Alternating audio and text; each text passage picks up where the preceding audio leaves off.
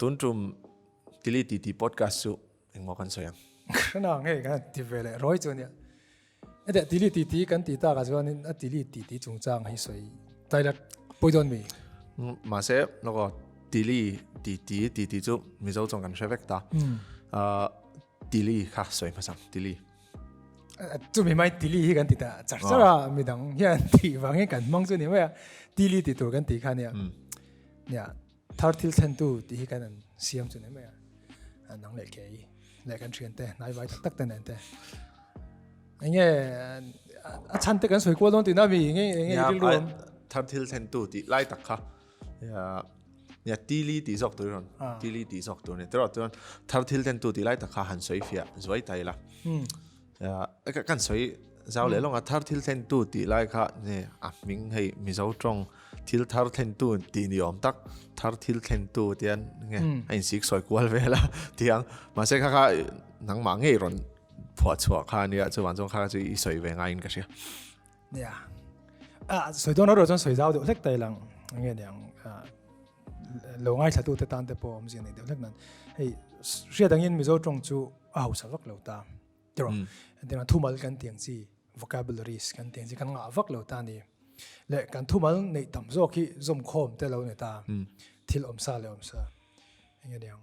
ยกินเตียงซีเต้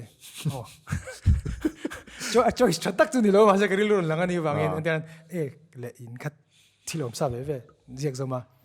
ซับตรงจนทอยเล็ตเต็มหมดทอยเล็ตโอเคไอ้วอร์ดดังได้ขนาดนี้เองก็พอจะนี่เซริลรุนหลังจากตากไล่ที่จะไงตัวไล่ไว้คันมีเจ้าตรงที่กันเฮาสักแล้วนั่นไล่จะทุ่มอะไรเนี่ยแต่มาเสฟอนติกวังแต่จนเฮาสักลุตุกเวลทุ่งตาวอร์ดปักขัดเล็กปกขัดอมเสียงตั้มตักอันเราเนี่ยที่ตาข้าจะสวยเจ้าเราไตละ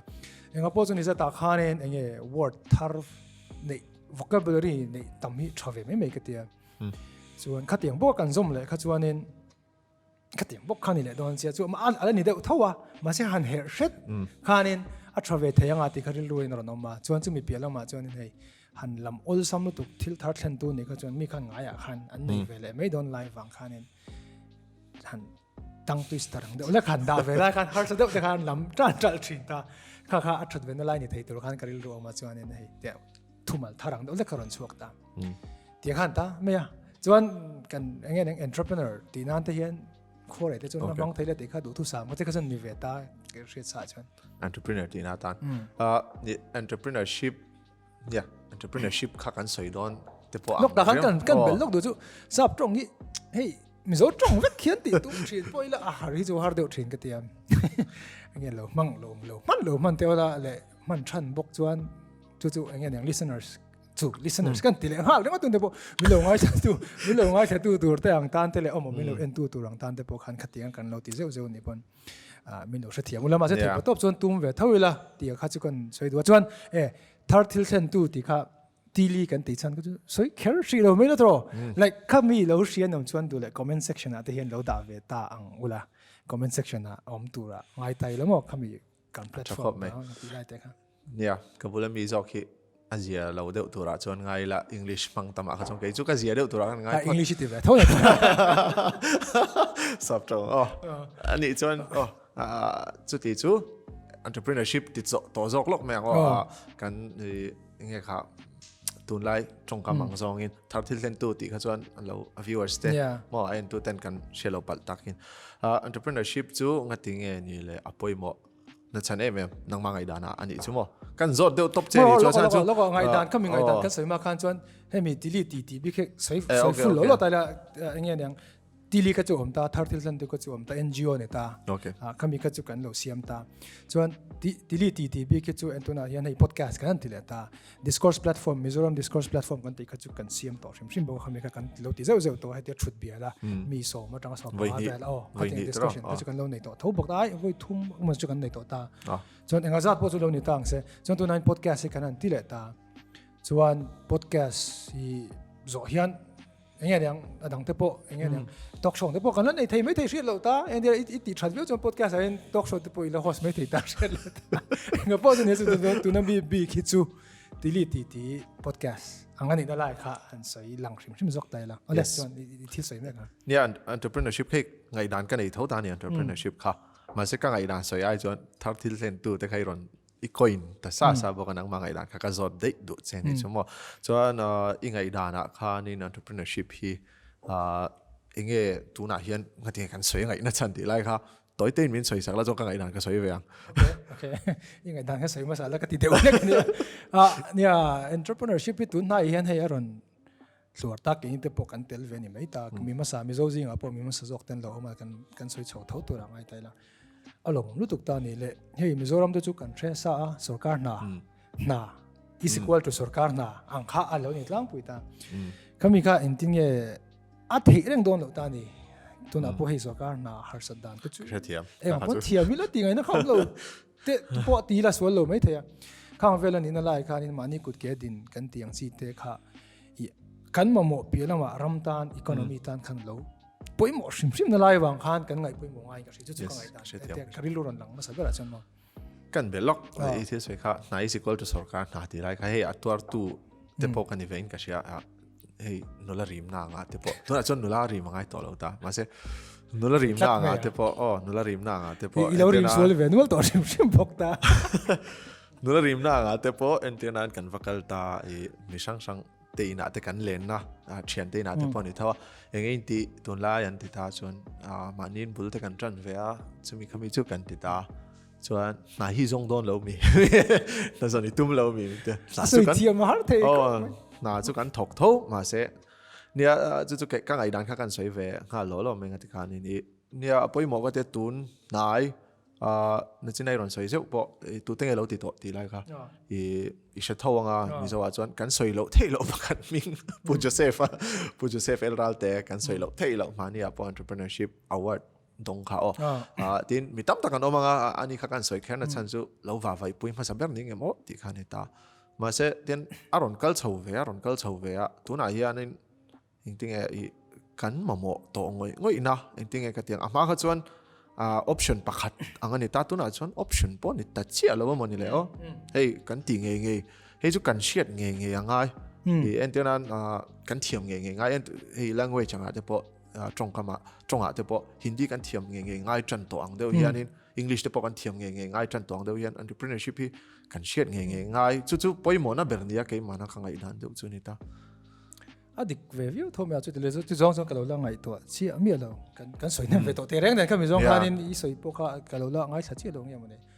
adik khop mai nia hemi hi kan ve ya a tha entina chu so ka na ang chi kan han soi zau i ron soi ta a chang phi chuan kan thil di hi ai yang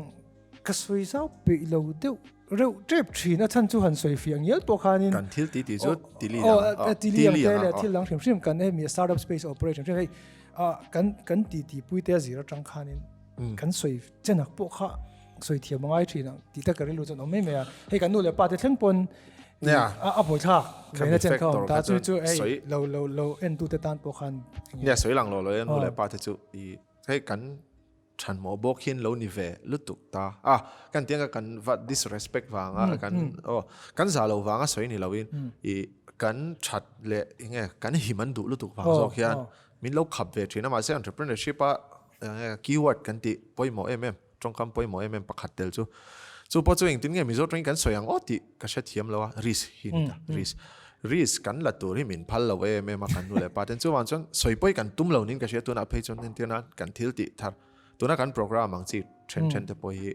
nu le pa te bula va soi vak ai chuan a she thiam hian lo she me se tiang de hi kan ru ani to la ni tuna kan program kan ti don ti engmak la soi do ta youtube ba lo mu fu ve ngi tu ra an ngai tai la amak chun ti ve me de ta kan ka soi za lok du chu enge yang nu le pa te hi min na azon na tiu na akala startup ti chuan adu lo per tu te ne ta ne ama se per lo du lo enge ne pal tlang ngai enge ne thil har sa pal tlang ngai ma se ber chu nu le pa te ani du lo le to kha tu na po video viral khelo mo no pang te anun camera in kha lak saka kuma ole tiro le atia atua lu to ti to re so ti chon som ngala ka ti ande ole kha ne chuan kan nu le pa te kha min lo anh nghe đằng tu anh đều mà sai bây giờ chuan hành lộ tiền chia là lộ chính tổ thế cán lộ chính cái tiền đó tu hành lộ mình cái chân niệm box anh đều ra rồi anh cái điều mà sẽ mình mang cái vàng khá chú anh đi về box hay cần chết suy tiền tu là wa cần chặt dọc tiền đâu tu security tra năng hết cha anh ti yang chi han dei te khan tua mà sẽ cái mà big takin mi mal tak chuan anh yang hey life hi tia kal ringot ai chuan hết ti deu leka kal hi ai interesting zo kang emo ti ngai to nei ka nei lian top ani chu hey chang chuan kan lo cham ve deu leka nga to tlin ron om lenga hetin akal kal chuan akina chuan hei chhau put tian sorkan han thok te chu ti deu lekian kal to a chang chho deu char charanga ke ni chu ti pa kalanga tian a thok to rangai na deu leka kami kan pot em ringot thok chho ngai to la ke pa kan be sei ve deu top khatiang song chon mo topic khan ya claimin her koi chho deu tai la entianan kan chu entrepreneurship kan soita sa ta apoi mo na kan han soi ingai dana poi mo na soya ka ngai dana poi mo na ka soita tili thar thil then tu te pok anin din na chan ang deu khan ni ta chuan tuna ni le chulai chu hey man lai tang to khan ap thil re kha kan ngai poi mo ho khom ve thin ta kan soi de ngai khalai kan lut de nga mak ve deu chu entianan i mizo man lai khan soi ta mizo man lai kha chuan lo nei tu te khan no mai ta ani lo chuan kan ngai sang em chu tu lai bo pasal tha khan ta chuan pasal tha ho ka chu hunting nge wa nge nge sa va ka pa khatiang sa va pel thin te khan ni ta chuan ani lo chuan lo nei tu khan ni le mai ta chuan an kal chho zel ta ti khan nge lo nei tu te khan an kal chho ta zela i British ho ami an ama sa jok tro British ho hun lai kan han thleng ta kan in nang ta ti khan in i British ho hun lai khan in kum sang kha zariat som sari ti chobor ve ka chiang che to lawa history a chon ma se khati khan an lut ta missionary te pon non lut ta chuan ti khan in i min kan lo me shiat ta thil dang om ani ti kha kan me shiat chota chon violent masak te po kha ani hian ka missionary te kha shiat cholo chon chu mi zo chuan violent nung aron thleng chho kha chu independence nu ni ta ma se kami pha khan vai ho khan ron lut ve ta chuan assam government ti kha kan lo she chho ve ta chuan chu mi zo chuan in UT kan ron ni chho ta aniang chu a toy zong in chuan ma se kami pha che kha si pai khan lar em ta chuan abung kha chu soi ta lo mai Thailand tianan ke mana abung ka lo ti chuan tianan driver lar hun lai om photographer lar driver lar hun la kan lar mel lar ka tiang deuh kha sipai lar hun lai te pom ta hun lai kha chuan zani na ta na kan topic nge tlema topic nei ve deuh na tan hun bi lai chu soi tai la chu sipai hun bi farmer hun bi kan ti don mi hun bi era sap chong chon era tro chuan a hun bi lai kha sipai hun lai farmer hun lai sipai hun lai sipai in lar ta em man lak em thin ta chuan chu mi zo UT ade lok sipai ti kha colonial khame rule live khange live no apani ni khana lar ka ti lo thei lo ke chuan a chan chu British anon kalta sipai khan la ve hei sipai ni chia lo khan mizo te kha sipai yang deuh khan an lut ve thin ta ma se British rule lai khan ma se 1947 independence kan nei nu khan Assam government te khan piang chho ti khan Assam government noya te po khan alani tho sipai khan alani deuh thowa chu ka sia chwala chuan in do pui pahni na ni tai ka sia khatiang hun lai ka chuan in sipai kha alani tho ta ma se 1973 anem ka chian ka chiang che lo 1973 UT kan han ni chauta chuan sarkar ha thok hun lai ron thleng ta chia ta kan soi sel na lamani lawan ki an poimo lu tuk ta hun bi khati khan rin thak chauta chulai a chuan a hun bi lai khan soi don tai la arema te mela that ka ring do la ka chu tiang chuan ngai dan han soi ve chin chim shi a dikkati kham lai khat le min han soi chiang le do lek ta la farmer kha ma sabera tiang zong de la kan han hung sim ta la ka hriat thiam chin do la na soi tu ma ka farmer alo comment chun jam theina na farmer keima ho dan chuan farmer sipai ka ate noi driver farmer era le kan ta tra driver sipai sorry driver te photographer te khachu lo da thalok tai la ai ra khana lian tham deuh kan farmer chuan sipai zo chuan entianan ke mana ka da chu sarkar na kha ron lut ta UT a khan chuan state kan ron nile ta UT train chuan sarkar na kha la ni ta zel ta chuan tuna poni lo man deuh intinge kan tiang 2000 kha lai ka chu ka soi thei big lo ta tuna hi chuan sarkar na hi kan in el na sat dan to te lu kan tum dan te a chho kan om lo hi chuan in lu te har ta chu wan chuan sarkar na chu mi zo chuan in business kan ti don entrepreneurship kha an ni chho tanem ti lai chho bo ya de kham lai ka ngai tu na ati thui ang reng ka ti mo ani ran i hey achi ka chuan kan ju soi dik thei chuan longa sarkar na hi entir nan han lok taila kan nu le pate hun lai ti teng kan nu le pate in rual khat vel to rangai ta la khang vel bo rang kha tuna hei retire to trap vel hawang chi hemi kum ho bo ra hi mo nan zon velai khanin han ngai to hianin le an soi dan chi rang han bel han rem khom hian har lo ni na kha zon vak ngai lo da khana zong angha entirna kan man ve fo ang deuh lakin engineering kha an zu shan pa lo ta SDO kha ni mai tan zir like khang ta kha adin mun kha lo ni ta le hei na deal tur te po khanin a then pe ka chuan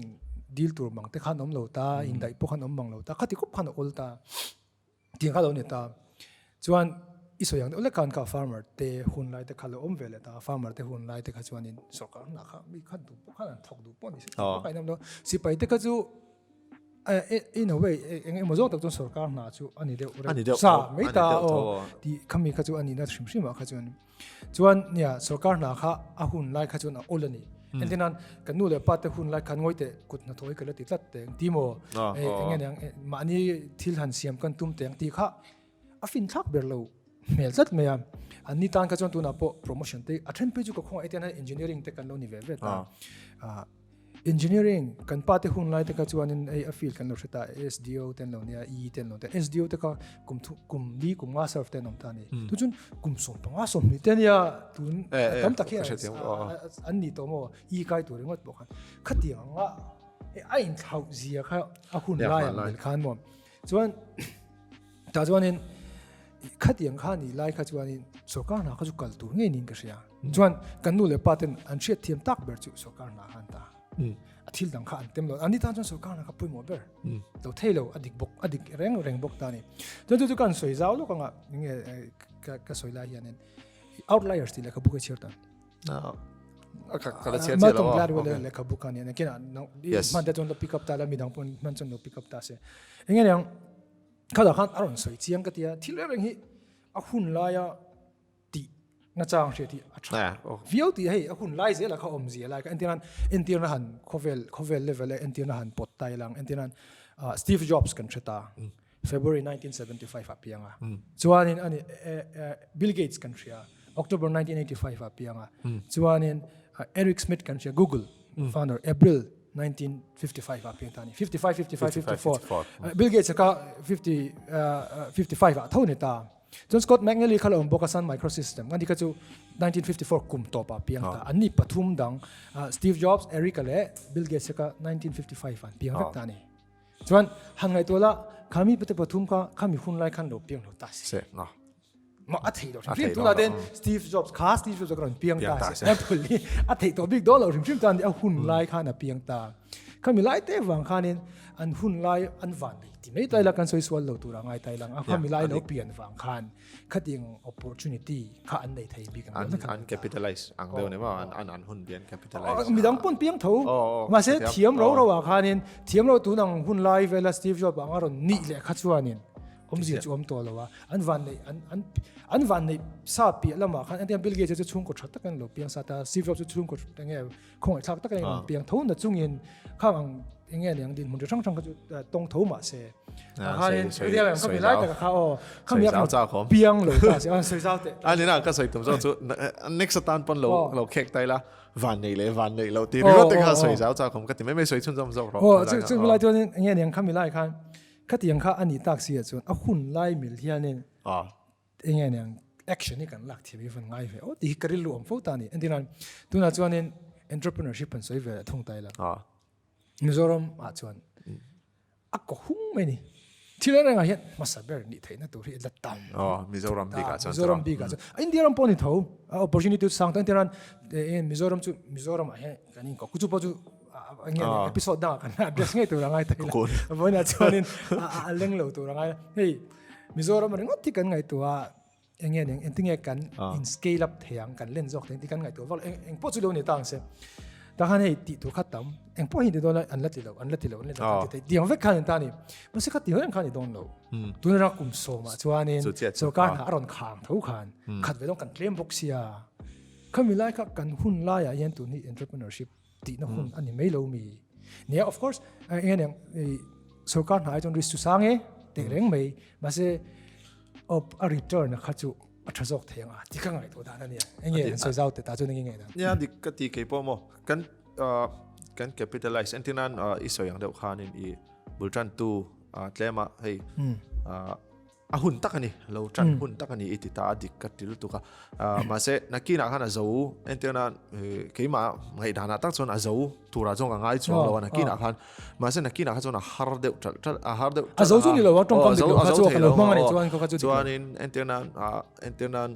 เฮ้กันใส่ตุ้มไล่ซอกเขาจูมิโซเตฮีกันฟินเตลแต่ละcompetition อาหารกันลุเตลข้างไอ้ตัวนั้นตัวนั้นตักที่จง competition นั่นเตรียมไล่เตะข้างเขาสองข้างอันนี้ก็เชียเฮ้สุดการหาฮีกับฝักเราหน้าปนอยู่เลยcritical ป่วยหมดจูมาเซ่มีชาตักอมเซ่มีเทียมตักเตปนออกมาตัวนั้นเตปนดิกตักส่วนมาเซ่ system ดิกเราวางเตปนอันนี้จงส่วนอันชัดดูรังปนอันชัดให้เราเตปนไม่เทียตามาเซ่สุดการหาส่วนนี้กันลิมิตไล่จงก็จะสุดการสุดให้ลิมิตเราเราเทียเราเองที่นั้นนายเงินมันจะนายสังเกตกันติดปุ่นเทียจินที่อย่างที่แต่มาเซ่ business ที่จุลิมิตเลยที่จุนิเวอันนี้เองก็เชียกันที่นั้น as long as เองที่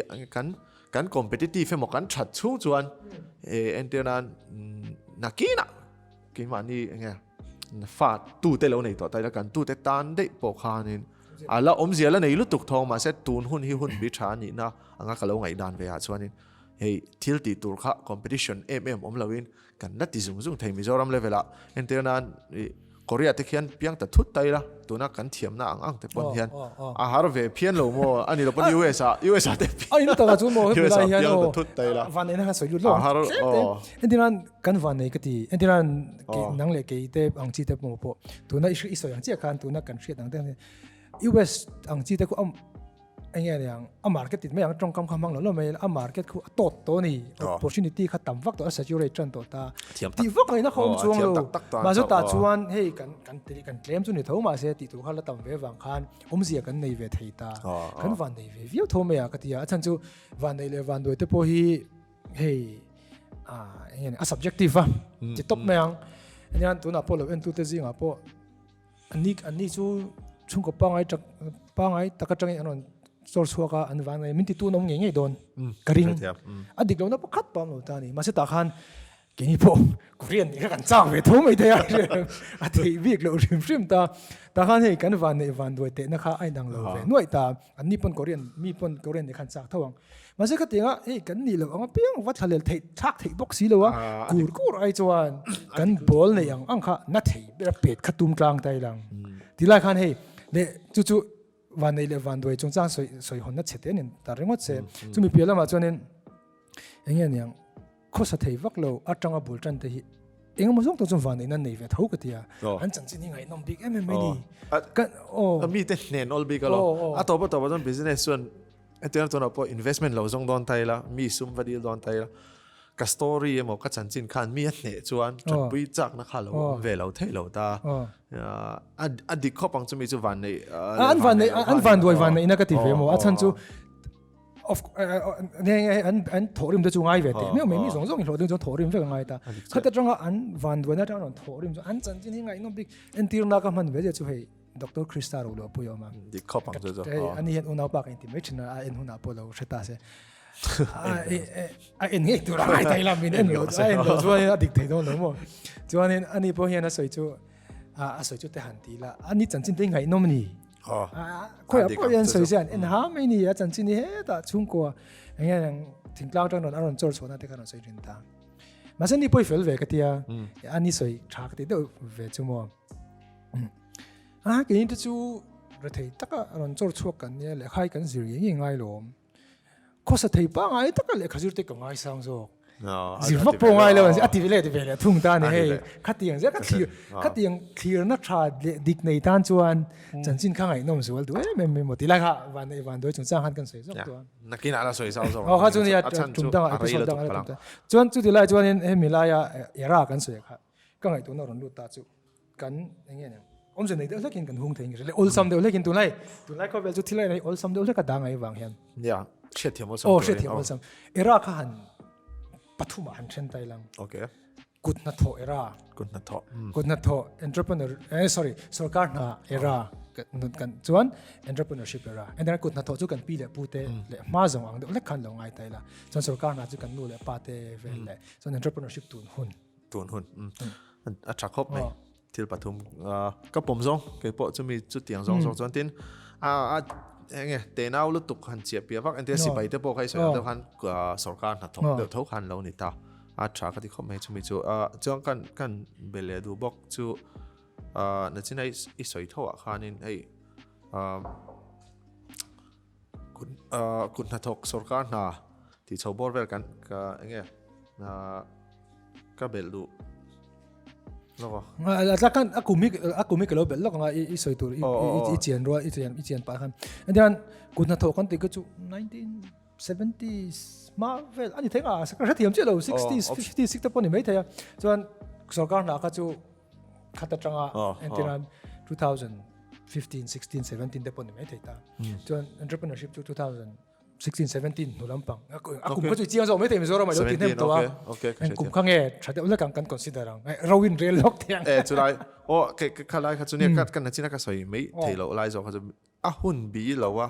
vọng khan a har ve lu tu kan antenna ka lo fak MMA chu ti mai ka lo fak ve chu business lo ti ve chang antenna sarkar na tho era la business lo ti chang ma se lo lian ta tu na te po he RTP kan tiang chi te an lo ai kap sang te po ni thonga sumdong lian tu na kan lo shiat a thopa chuanin he an success an lot lin nu ringo ti kan va i trin ta ma se an lo a hun lai ka chuan an tan kan a har don tu kin ka sia chu lai tak chu he kan bel zeu du ni chu chan chu ke ni pon kan na se pha ve ni hey sumdong han ti chuanin min sumdong chu mi swala nga han ngai de olek nei lep tam kha ka tong pha ve ka soi thiam lo enten sumdon tum kha za thak kan high school kan lai te pohan sumdong ni tum kha za thak de lek khana lang ve thlat me chuan secondary third pon mai thei chuan tu na enten business lian tak mizoram lo ding ve te po hi ka fak le no ni chu a hun lai lo de wa khat tiang an ron om kha chuan in na china kan han soi ta ka chuan a hun bi a kum kha han soi don chin tai la chu ti ni chuan in a that ol samdan tur bera kharin chu UT kan han ni chia kha sarkar khan UT sarkar na kha ron om ngal ta tuk ang kha ni de ta chu ti ni chuan UT kha 1973 chuan UT le state kha chu ti kha no ai lang kai ni mai chuan state tu na po state kan lo ni reng thau ta chuan in 1973 changa tun hun thleng ta po hi lo ni ta se ani lo pon ke ma taka chuan 2017 hi ka du lu tu ka lu kum ani wang ani mi alo 2017 ka lu kum chu ni entrepreneurship a chuan ma se khami ka lu kum ani wang ai ma chuan state a hian entrepreneurship ron om ve tur hian policy om phot chuan he ta ke ma ni mi ni lo ke ma ni ang ti mai la entrepreneur trend khat ten an lo struggle shep to ti khan an lo tia chuan an lo struggle mi sang sang in ani ang chu khat a to pa chuan policy ron chuak ta planning kal tangin pusang ma kan soi lang lo thei lo nga chuan pusang ma secretary hunline planning noya EDS and te tuna chuan EDC entrepreneurship development center ti ni to ta chuan scheme ron piang ta met mok ti te hi ron ding ta chuan chuan in ti siang na startup capital startup microfund so kan ka chiang cho micro startup fund competition ma saber kha 2017 ani ta hai kom lai khan ka lo en wang chuan 2017 na khan mi tam tak khap a kho ni dik tak chona kho ve ni chuan khan mi nu chang khan mi zo hian in entrepreneurship hi hey kan me shit chan mei ba hian kan le pe le to lo kan kal san to lo apung chau char angina langin ka sia chu wa chuan keipo 2017 chu 17 chu ang ka ti ke ma chuan a chan chu ke ma ka lu kum kha chu lo da chalok tai la ma ro chu ke ma rual hian in micro startup fund ta po khan mi som panga vel ni tai ka sia ke po winner pakhat chu kan ni ve ta nice congrats som panga vel kha kan lu ta ma se ka fail pui thak to a fail kha til ve ngai kum khana ka fail kha chu eng poni se ka 2017 khan in kan lu thu pani ti mela kha tiang zong khan chuan a structure mu mal zokin sarkar in min han kal chho pui ta chuan sarkar po kha ani reng don mi alo tuna chuan in ka mu dan mai chuan ke ni te poni thong mi dang te poni thong a private zok in a ron drive lu sarkar to facilitate the role a play that chuan in hey omji hi nei thei lu tuk maya chu tiang chuan kan thang chho zel tor pongai ta la eng po chu ni se kan soi chuak tha ring ga era te kan define look me ngoi de nekin a pe chuan chiang zo ki te pon la pen down ve ta ya ko right enti mi te po ha la ti chu tro le kha te article te po kan da chong chu dikchia ตัวนักการหันสวยชัวตากาจวนนี่กุนหัทโตเอรา1973มาส่งข้างไอ้แต่ละตัวจะจัง2017ค่ะสุรการน่าเอราตัวนักการหันด่าแต่ละจน entrepreneurship เอราค่ะจันตากันสวยชัวกันลุตตามีสองสองกันสองมาเจอตีอย่างเดียวเลยกันตาเราเตลเวรูงั้นพอจะนี่เสียอันรวมครบไหมอ่ะกันตบไม่ต้องมีกันสวยเลยครับตบน่าเซนเทนสักเราเกี่ยวกับเราฟังไม่ก็ตบน่าตันอี entrepreneurship era กันลุตตามีสองกันซ้อมมาเจอซีดรัวกันแล้วตั้มมันนี่ตีขันกันใช่โอเคดูต้องไปเสียพัดเลยทีนี้ฮี entrepreneurship ลำมานี่อินโตเดียลจงจ้างส่วนตัวละกันทีนี้อ่ะเราตุยเวนี่จวน like and subscribe จวนอีเตียงอังคารดูตัวรังอีช่วงเต็มโมอิเชียนเต็มจนเราเชื่อไงบ้าง